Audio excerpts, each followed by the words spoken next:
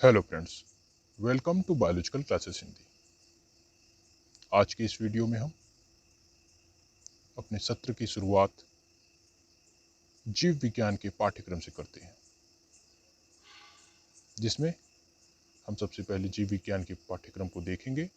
उसके बाद आने वाले वीडियो में इन टॉपिकों को क्रम वाइज पढ़ते रहेंगे।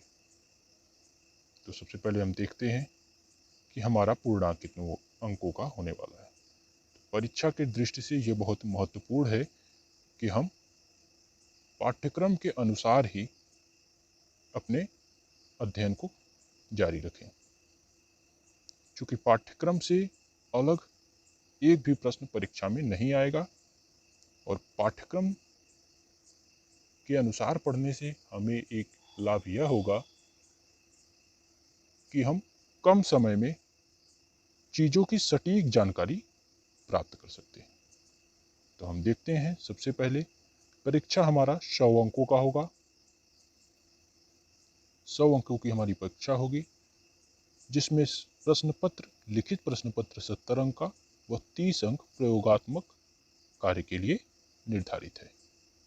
समय हमें 3 घंटे मिलने वाले हैं लिखित परीक्षा के लिए।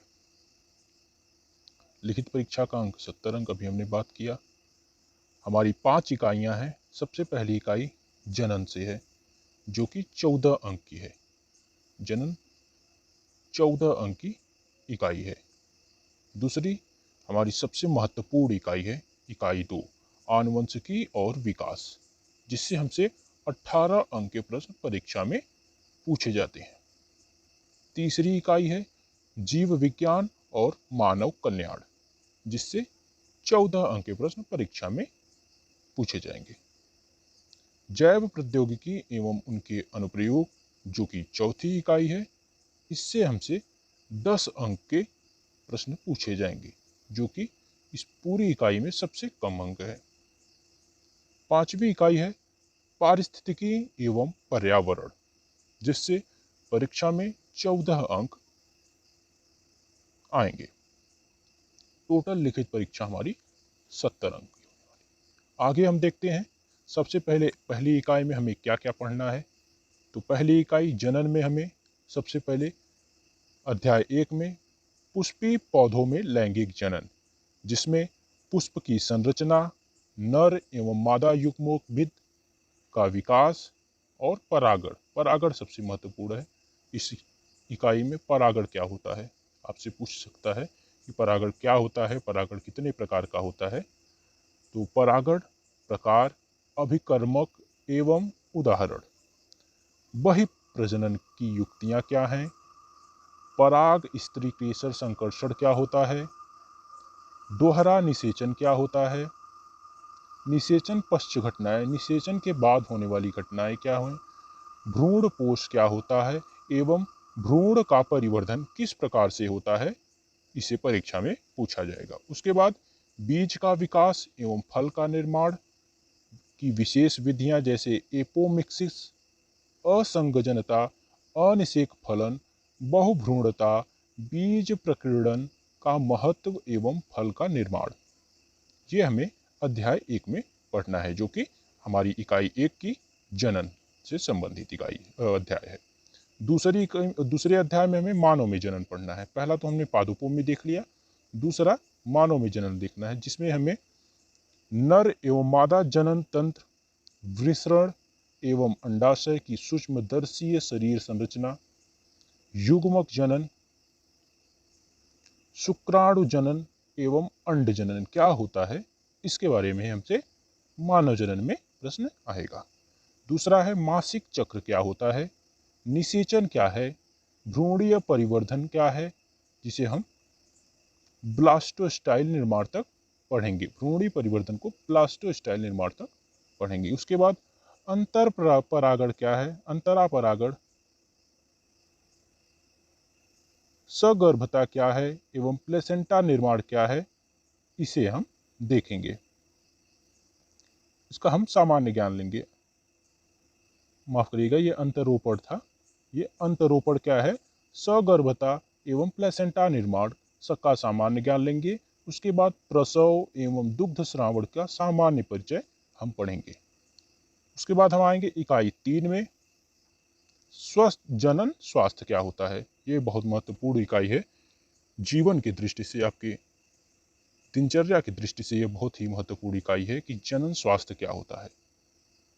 जनन स्वास्थ्य की क्या आवश्यकता है एवं यौन संचरित रोगों की रोकथाम, परिवार नियोजन क्या है एवं विधियां इसकी क्या होती हैं, जैसे गर्भ निरोध एवं चिकित्सकीय सगर्भता समापन MTP, एमिनोसेंटेसिस, बाध्यता एवं सहायक जनन प्रौद्योगिकियां जिसे IVF, इन विट्रो फर्टिलाइजेशन जिसे कहते हैं, परख नली में फर्टिलाइजेशन करते हैं हम।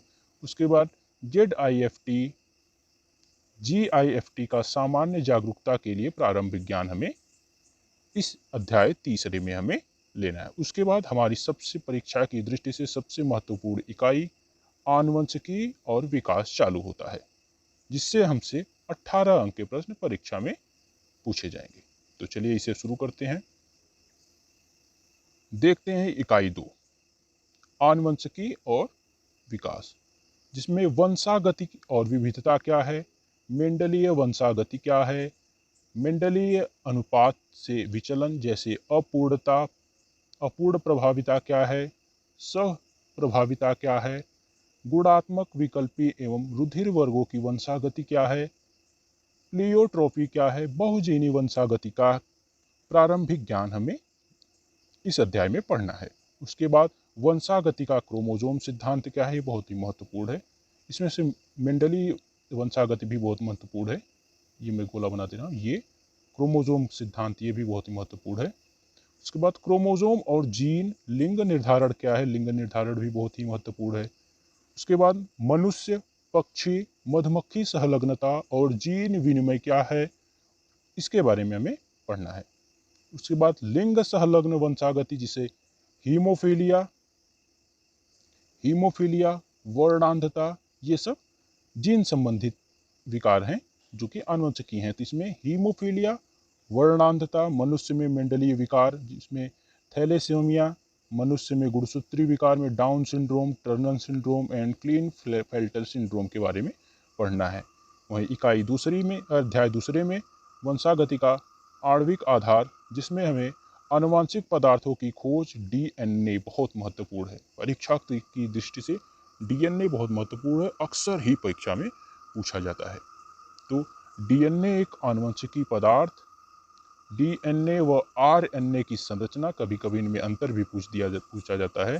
फिर DNA पैकेजिंग क्या होती है, DNA प्रतिकृतियन क्या होता है, सेंट्रल डोगोमा क्या होता है, अनुलेखन क्या होता है, आनुवंशिक कोड क्या होता है, जेनेटिक कोड क्या होता है इसे कहते हैं, रूपांतरण क्या होता है, जीन अभिव्यक्ति क्या होती है एवं नियमन इसका क्या होता है। उसके बाद लैक ओपेरान क्या है, इसका मॉडल भी आपसे पूछ सकता है। उसके बाद जीनोम एवं मानव जीनोम के बारे में, जीनोम एवं मानव के बारे में पढ़ना है। उसके बाद हम आगे देखते हैं हमें क्या पढ़ना है। दूसरी इकाई के अध्याय 3 में हमें विकास में पढ़ना है।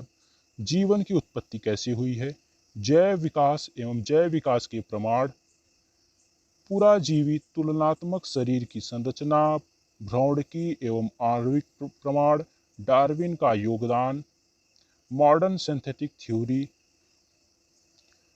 विकास की क्रियाविधि जैसे विभिन्नताएं, उत्परिवर्तन एवं पुनर्योजन, एवं प्राकृतिक चयन क्या होता है, प्राकृतिक चयन के प्रकार क्या हैं, जीन प्रवाह एवं आनुवंशिकी प्रवाह क्या होता है, हार्डी वेनबर्ग सिद्धांत क्या है, अनुकूलीय विकिरण क्या है।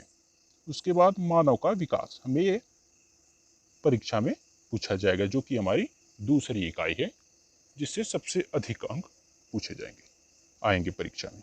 उसके बाद हमारी इकाई 3 है, जिसमें इकाई 3 के पहले अध्याय में हमें मानव स्वास्थ्य और रोग पढ़ना है, जिसमें रोग जनक क्या हैं, मानव में रोग उत्पन्न करने वाले परजीवी जैसे malaria, dengue, chikungunya, filariasis, ascariasis, typhoid, जुकाम, न्यूमोनिया, अमेबाइसिस, रिंग वर्म आदि के बारे में पढ़ना है। उसके बाद एवं उसकी रोकथाम, इन रोगों की रोकथाम एवं प्रतिरक्षा विज्ञान की मूलभूत संकल्पनाएं क्या हैं, जिसमें हमें टीके, कैंसर, HIV और एड्स के बारे में पढ़ना है। उसके बाद यौवनावस्था में नशीले पदार्थ जैसे ड्रग्स और अल्कोहल का क्या कुप्रयोग है, इसे हमें पढ़ना है।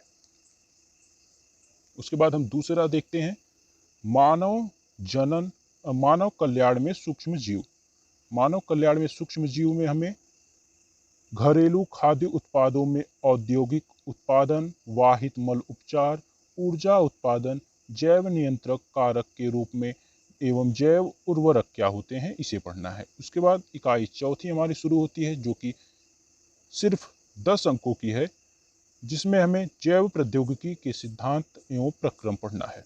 उसके बाद आनुवंशिकी इंजीनियरिंग एवं पुनर्योजन DNA टेक्निक पढ़ना, ये बहुत ही महत्वपूर्ण है। 10 अंकों में अगर आप इसे पढ़ेंगे तो हमें लगता है कि 2 से 4 अंक आपको इसी टॉपिक से मिल जाएंगे कि जेनेटिक इंजीनियरिंग में DNA पुनर्योजन तकनीक क्या है, DNA रिकॉम्बिनेशन टेक्निक क्या है।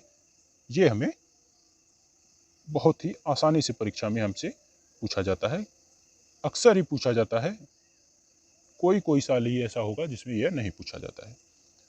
दूसरा हम देखते हैं जैव प्रौद्योगिकी और अनुप्रयोग, जिसमें जैव प्रौद्योगिकी का स्वास्थ्य एवं कृषि में क्या उपयोग है, मानव इंसुलिन क्या होती हैं, वैक्सीन उत्पादन क्या है, जीन चिकित्सा, आनुवंशिकी रूपांतरित जीन, जिसमें आनुवंशिक रूपांतरित जीव में बीटी फसलें बहुत ही महत्वपूर्ण है। बीटी फसलें, ठीक है, बीटी फसलें क्या है, जो जेनेटिकली रूप से मॉडिफाई की रहती हैं बायोटेक्नोलॉजी के थ्रू, जिसे हमें बीटी फसलें कहते हैं। जिसमें बीटी कपास आपसे पूछ सकता है, बीटी बैगन क्या होता है, इसके बारे में बीटी कपास ही अक्सर ही पूछा जाता है। उसके बाद हमें ट्रांसजेनिक जीव क्या हैं एवं जैव सुरक्षा क्या है एवं उसकी समस्याएं क्या हैं। उसके बाद बायो पायरेसी एवं पेटेंट के बारे में पढ़ना है,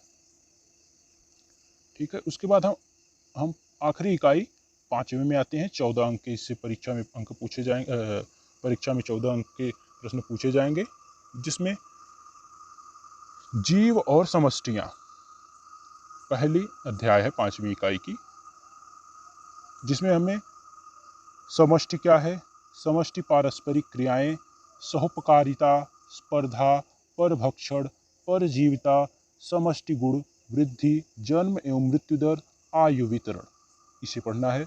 वहीं दूसरी इकाई में अध्याय में पारितंत्र संरचना, स्वरूप, घटक, उत्पादकता एवं अपघटन क्या है, ऊर्जा प्रवाह क्या होता है, पारिस्थितिकीय पिरामिड जैसे जीव संख्या, भार एवं ऊर्जा के पिरामिड को हमें इस इकाई के दूसरे अध्याय में पढ़ना है। तीसरा अध्याय है हमारी 5वीं इकाई का, जिसमें जैव विविधता एवं उसके संरक्षण के लिए क्या किया जाए, इसके बारे में हमें जानना है। तो हमें जैव विविधता की संकल्पनाएं क्या है, जैव विविधता के प्रतिरूप क्या हैं, ये दैनिक जीवन की हमारी चीज़ें हैं, जिसे हमें सिर्फ पढ़ना ही नहीं है, इसे अपने जीवन में उतारना भी है। ये बहुत ही महत्वपूर्ण टॉपिक है, जो सिर्फ हमारी परीक्षा की दृष्टि से नहीं अपितु हमारे जीवन के लिए भी बहुत ही महत्वपूर्ण है। इसकी जानकारी वो इसमें हमें सहयोग करना जैव विविधता एवं उसके संरक्षण में। तो जैव विविधता के प्रतिरूप क्या हैं, जैव विविधता का क्या महत्व है, इसे भी हमें जानना बहुत ही महत्वपूर्ण है। क्षति एवं जैव विविधता का संरक्षण क्या है, हॉट स्पॉट क्या होते हैं, संकटग्रस्त जीव क्या हैं, विलुप्ति क्या है, रेड डाटा बुक क्या होती है, बायोस्फीयर रिजर्व एवं राष्ट्रीय उद्यान एवं सेंचुरीज क्या है। कभी कभी इन तीनों के बायोस्फीयर रिजर्व, राष्ट्रीय उद्यान एवं सेंचुरीज के बीच में अंतर पूछ दिया जाता है, या पूछ दिया जाता है कि भारत में किन्हीं 5 बायो सेंचुरीज के बारे में, बायोस्फीयर रिजर्व के बारे में, या राष्ट्रीय उद्यान के बारे में, या सेंचुरीज के बारे में बताएं, ठीक है। इसके बाद हमारा प्रयोगात्मक कार्य चालू होता है, जिसका समय 3 घंटा है। हमें सूची दी गई है, जिसमें प्रयोगी की सूची है क्वाड्रेट विधि द्वारा पादप समष्टि घनत्व का अध्ययन करना। दूसरा है क्वाड्रेट विधि द्वारा पादप समष्टि फ्रीक्वेंसी का अध्ययन करना। स्लाइड पर पराग अंकुरण का अध्ययन करना। चौथा है समसूत्री विभाजन का अध्ययन करने के लिए प्याज के मूलाग्र की अस्थायी स्लाइड बनाना। पांचवा है उपलब्ध पादप सामग्री जैसे पालक, हरी मटर, पपीता आदि से डीएनए, डीएन इसमें लिखा है, मेरे ख्याल से डीएनए होगा, लेकिन डीएनए कठिन हो जाएगा, डीएन को पृथक करना। ये हमें इस तरह से हमें प्रयोग करना है। इस तरह से हमारे सामने प्रयोगों की सूची है। यदि आप चाहें तो इस पीडीएफ को डिस्क्रिप्शन में लिंक से डाउनलोड कर सकते हैं, जो कि बिल्कुल मुफ्त है।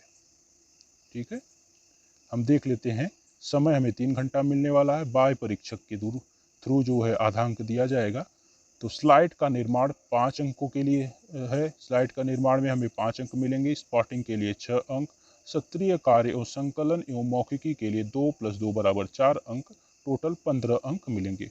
वहीं आंतरिक परीक्षक हमें 15 अंक देगा, जिसमें 15 अंकों में से हमें मिलेगा आंतरिक परीक्षक के द्वारा, जिसमें एक दीर्घ प्रयोग होगा, प्रयोग संख्या 1, 4, 5, 6 में से 5 अंकों का। एक लघु प्रयोग होगा जिसमें प्रयोग संख्या 2, 3, 4 का 4 अंकों का। प्रोजेक्ट कार्य होगा, कुछ आप लोगों को फाइल बनाने के लिए दिया जाएगा। और मौखिकी होगा जो कि 4 + 2 अंक, 6 अंक, टोटल 15 अंक के आंतरिक, 15 अंक के बाह्य परीक्षक द्वारा हमें अंक दिए जाएंगे। टोटल हमारा 30 अंक हुआ। छात्रों का मूल्यांकन आंतरिक एवं बाह्य परीक्षक द्वारा संयुक्त रूप से किया जाएगा। अभ्यास पुस्तिका एवं प्रोजेक्ट कार्य परीक्षार्थियों द्वारा परिषदीय प्रयोगात्मक परीक्षा के समय प्रस्तुत करना अनिवार्य होगा। यह आप लोगों के लिए एक महत्वपूर्ण नोट है। वीडियो आप लोगों को पसंद आई हो तो मैं आशा करता हूं कि आप चैनल को अवश्य सब्सक्राइब करेंगे और आगे के जीव विज्ञान के टॉपिकों को पढ़ने के लिए चैनल को सब्सक्राइब अवश्य करेंगे और चैनल को लाइक भी करेंगे। और आप लोगों के लिए जानकारी कि इस पीडीएफ को हम डिस्क्रिप्शन में डाल देंगे, आप वहां से डाउनलोड करिए और ठीक इसी के अनुसार आप अपने अध्यापन कार्य को जारी रखिए, जिससे आप परीक्षा में 100% सफलता हासिल कर सकते हैं। बहुत बहुत धन्यवाद बायोलॉजिकल क्लासेस हिंदी की तरफ से आप सभी परीक्षार्थियों को।